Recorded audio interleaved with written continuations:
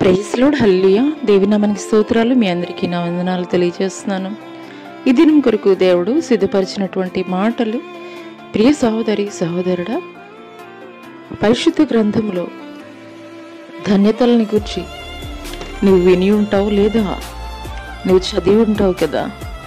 అయితే అవి కేవలము ధన్యతలు చదవడానికి మాత్రమే అని దేవుడు తెలియజేయడం లేదు. కానీ ఆ కొండ మీద దేవుడు చేసినటువంటి ప్రసంగము, ఆ ఎత్తైనటువంటి శిఖరము లాంటి ఆ యొక్క పర్వతాన్ని నువ్వు చేరుకోవాలి అనంటే, ఆయన నివాసం ఉండేటువంటి సియోను పర్వతం మీద నీవు కూడా నిలబడగలగాలి అనంటే, దేవాది దేవుడు ఆ యొక్క కొండ మీద ప్రసంగంలో ఆయన ఏవైతే మానవాళి కొరకు ఆయన జీవించాలి ఇటు రీతిగా అని తెలియజేశాడో, అదే రీతిగా నిన్ను కూడా జీవించమని తెలియజేస్తున్నాడు.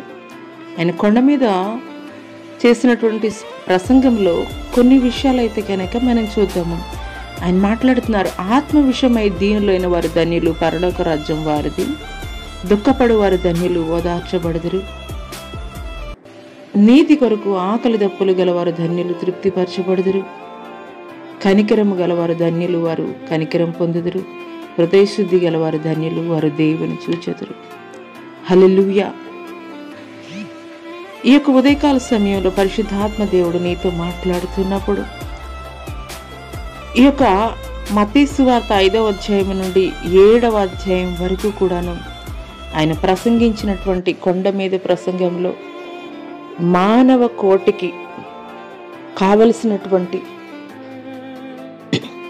మానవ కోటిని ఆయన మార్గంలో నడిపించేటువంటి, మానవ కోటిని నిత్య జీవ మార్గానికి నడిపించేటువంటి అనేక విషయాలు ఆయన తెలియజేశాడు.